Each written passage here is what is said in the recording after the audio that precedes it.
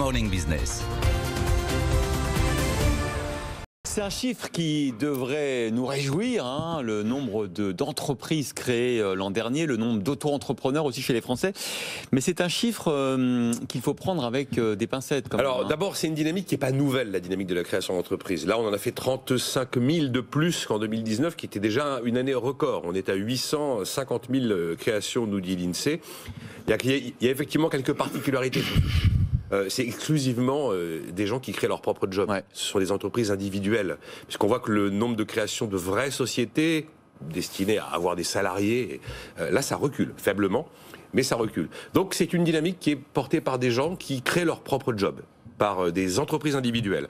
Après, on voit on se dit, mais comment se fait-il qu'en 2020, une année de confinement, une année de pandémie, on est comme ça une dynamique de création d'entreprises? Vous regardez les deux secteurs dans lesquels il y a eu le plus de création. C'est ce qu'on appelle le transport-entreposage. Alors ça, c'est INSEE. Derrière, ça veut dire quoi? Ça veut dire les livreurs de repas, si vous voulez, les VTC. Et donc là, il y a eu une très forte demande pour le service de la livraison à domicile. Donc ça a entraîné des créations d'auto-entrepreneurs dans ces secteurs-là où il y avait une demande forte. Et le deuxième élément où il y a une dynamique forte, c'est le conseil en digital. Beaucoup d'entreprises se sont digitalisées, des gens qui avaient des compétences là-dedans se sont dit c'est l'occasion de lancer mon offre. Il y a plein de demandes. Donc comme il y avait plein de demandes, il y a eu des secteurs qui ont été dopés par ça. Et alors après, ce qui peut être un petit peu plus structurel quand même, c'est de constater qu'il y a pas mal de salariés qui décident de passer à l'acte. Alors quelquefois, pas par envie, mais quelquefois un peu faute de mieux, qui se disent là mon job, il est en chômage partiel, de toute façon je sens que dans 6 mois, il a tenu mais qui va disparaître, donc je me mets à mon compte en prévision de quelque chose qui pourrait être moins favorable.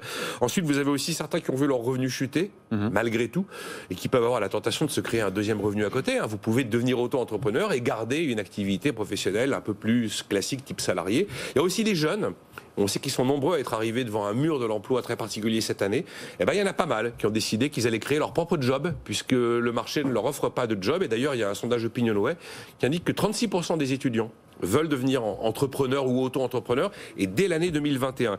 Et puis alors, autre élément, mais ça sont des éléments d'explication qui ne sont pas validés par l'INSEE, c'est juste des éléments qu'on peut essayer de supposer. Tout d'un coup, on vous met au télétravail, de manière un peu contrainte et forcée. Ah oui, mais finalement, je suis autonome. Finalement, je m'en sors en télétravail. Tout seul, finalement, j'ai la possibilité de faire beaucoup de choses. Et pourquoi pas, puisque le télétravail, je le vis pas si mal, et que ça m'a ouvert quelques horizons, décider que, dans ces conditions-là, je peux passer à autre chose. Voilà, pas mal d'éléments d'explication, mais quand même un phénomène très très individuel. Alors, en tout cas, il y en a un qui doit se frotter les mains, c'est Jean-Marc Daniel. Ah mais tout à fait, ça confirme tout ce que je raconte depuis un certain temps. Mais il n'y a pas que moi, il fut une époque où notre président de la République, quand il était ministre de l'économie, disait qu'il fallait concevoir le passage de la société employeur-employé à la société client-fournisseur. En traversant la rue. À l'époque, il ne parlait pas de traverser la rue. Non, au contraire, il disait, il n'y a même pas besoin de traverser la rue, vous restez sur cette rue et vous créez votre entreprise. On traverse la rue pour aller chercher un emploi salarié. On reste sur le même trottoir pour créer son entreprise d'auto-entrepreneur. C'est QFD. Et c'est QFD. Et je pense qu'effectivement, ce qu'il disait ça, donc à l'époque où il était ministre de l'économie, en 2016.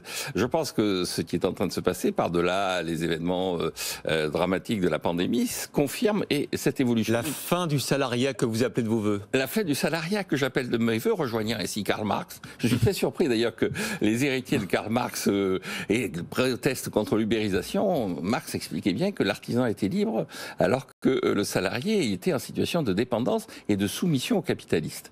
Et donc l'ubérisation, l'auto-entrepreneur, c'est une façon de recréer des relations dans le travail qui soient fondées sur le contrat, sur... Vous n'allez pas nous faire croire que vous êtes marxiste, Jean-Marc?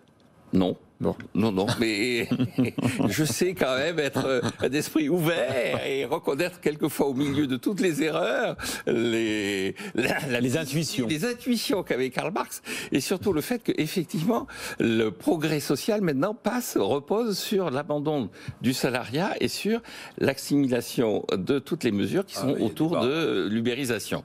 Et donc je pense qu'on va vers de plus en plus de ce type de relations.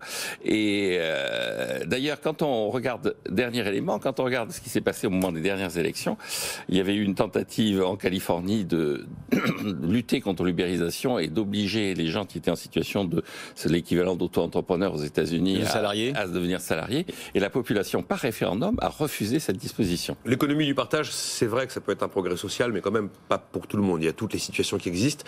Quant à la mutation du monde du salariat vers le monde de la relation client-fournisseur, le mouvement est engagé, mais en termes de volume, on est quand même très largement dominé par le monde du CDD, du CDI, que le monde de l'auto-entrepreneur. Il y a 3 600 000 entrepreneurs en France. Auto-entrepreneurs, c'est pas nul, mais c'est quand même très négligeable par rapport au nombre de 15-20% du salariat. Quoi. Donc, l'important, c'est l'évolution. L'évolution va dans ce sens-là, mais ça va prendre du temps avant qu'il y en ait l'un qui ait balayé l'autre. Il a fallu du temps avant que la population agricole disparaisse, mais il y a de moins en moins d'agriculteurs. Comme il y a de moins en moins d'agriculteurs, il y aura de moins en moins de salariés.